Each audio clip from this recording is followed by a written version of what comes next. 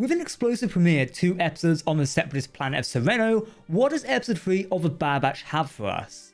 An episode without the titular Bad Batch. Separatist Droids? This week's review of The Bad Batch, The Solitary Clone, is awesome. Opening up this episode with such a strong visual planet which just made me audible gasps shows that we're in for a very strong episode of The Bad Batch. This is the planet of Desix, which looks amazing. I have to give credit to the environmental artists on this one. Season 2 of The Bad Batch is already wowing me, from the beaches at the beginning of a premiere episode to now this. As we said in last week's review, The Bad Batch is good at showing us how the Republic turns to the Empire, and this is very different as the episode does the same thing. Having an entire episode dedicated to the Imperial point of view is fascinating, compared to the outward-looking view of The Bad Batch and the world they sort of exist in. We have this Imperial overreach claiming territory. Season 1 had us visiting Separatist planet Raxus Scandalous, the capital of the Confederacy of Independent Systems, and now we have a very small system of Separatists. Why does the Empire even want this planet? It seems like they only farm crops, but there could be more of the we don't see and more of the use of the galactic position, etc. Other towns on a planet maybe, or something else, we don't know. But talking of seeing a capital, we do get some shots of Coruscant, which are always awesome to see. Namely the Imperial Inspectorate HQ, which was previously Republic's Center for Military Operations, which is a mouthful. Now the memorial wall is dedicated to the clone soldiers, it's still standing here, and this is the first battle of Geonosis at the start of the Clone Wars. It's nice to see it's still there. Though if we get more of its location, it could be fascinating if they get rid of this wall as they phase out clones. It could be a bit depressing as well. With the Imperial view of clones as weapons and tools more than soldiers, what better way to show this than removing a memorial for them? Especially now that we have this proto-stormtroopers, which could be seen at the beginning of the episode, as well as clones talking about the Defense Recruitment Bill being discussed in the Senate, which will obviously pave the way for more of non-clone soldiers in the Empire. This episode really drives home this concept, from things that are said, like the Defense Recruitment Bill, to just some of the things that are symbolized throughout the episode.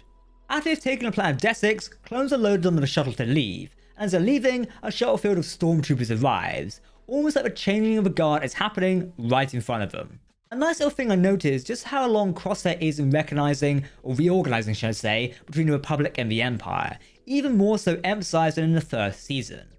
He started the season in a shared room with his family on Camino, but now has a solitary room on Coruscant. He eats alone in the mess hall and no one wants to sit with him, compared to the food fight we saw in Season 1. Crosshair isn't even allowed to command a squad anymore, which does make sense after Season 1 and losing a lot of people under his command. But still, not only is this an episode of Crosshair, but for Commander Cody as well. He and Crosshair are placed on the mission to Desix to save the captured Imperial Governor and deal with the Separatist insurgents. And this is such a fascinating episode for Commander Cody. We are first introduced to him at the Memorial Wall, and we see he is still indoctrinated as he has his inhibitor chip.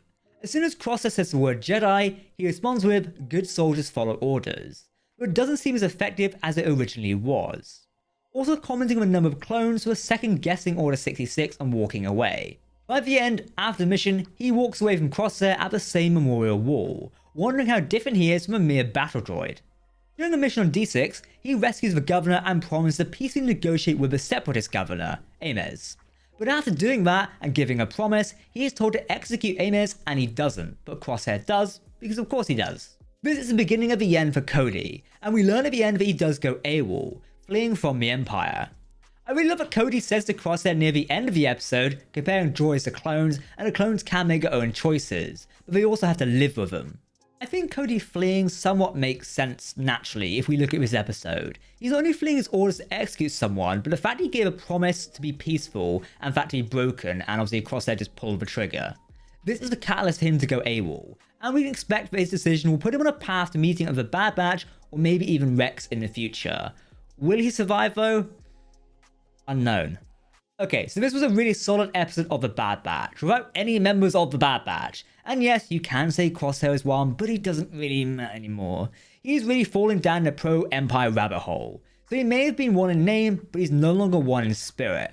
The other main focus character was being Commander Cody, and that was fantastic. As someone who absolutely adores Cody, getting more of him, questioning the Empire, questioning what it means to be a good soldier, and whether that is blindly following orders is fascinating to see. Obviously him going AWOL at the end and setting up to meet up with our main Bad Batch group and maybe even Rex, which would be nice to see later in the season if it happens. Cross fingers everyone. Visually, this episode was stunning. Like I said, the first establishing shot of Desix was breathtaking and had some light to its sun that was setting. And then to mirror that, the final shot of Desix being darker with a real imposing Venator in the background was so good at symbolizing the hope fading through his planet as the dark times are here. I will say, however, that some of the action scenes were a little bit clunky at times. Some scenes were somewhat frustrating, such as the commander droids and just their terrible aiming for commander droids. However, compared with some of the bigger set pieces of Crosshair shooting down the barrel of a tank and getting a nice ricochet shot to the commando were awesome, but kind of what we expect from Crosshair at this point. Also, I found it fascinating that one of the clones brought a flamethrower to a fight with droids, but it seemed effective, so I won't complain. Usually when a show leaves our main characters for an entire episode, it can be hit or miss. This episode definitely gives us reason to depart from our main characters, giving us an interesting look at the Empire from inside its system, which we got a lot during Season 1. This time to see further how the clones are being treated and replaced with new stormtroopers is interesting. Even Rampart only referring to people, or rather clones, by their codes, not even bothering to really remember their names, such as with Cody, or just him playing coy to make people refer to clones by their numbers instead of their names. It further enforces this idea of the clones being a tool and what it means to an end which is already happening. Speaking of clones and their codes, something Rampart says at the end sticks out. He says that Crosshair's new commanding officer is CC-1226. Now, that clone trooper designation code does not connect with anyone we know. There is a random clone trooper under CT-1226, but we're not aware who he actually is. However, we are aware of Clone Commander Scorch, whose designation is RC-1262, so just swapping a 2 and 6 around there. It's not the same code, but you've got to admit it's very, very close. So it may hint at who we're going to be meeting again sometime soon. Or it could be a new clone commando. We'll have to wait and see. Okay, Exalted Ones, that's it for myself here on Star Wars Now. Don't forget to hit that subscribe button to keep up to date with the latest Star Wars news, lore, and more. You can also follow us on social media as well, but make sure to let us know what you think in the video comment section below. Because if you're talking Star Wars, we want to hear about it.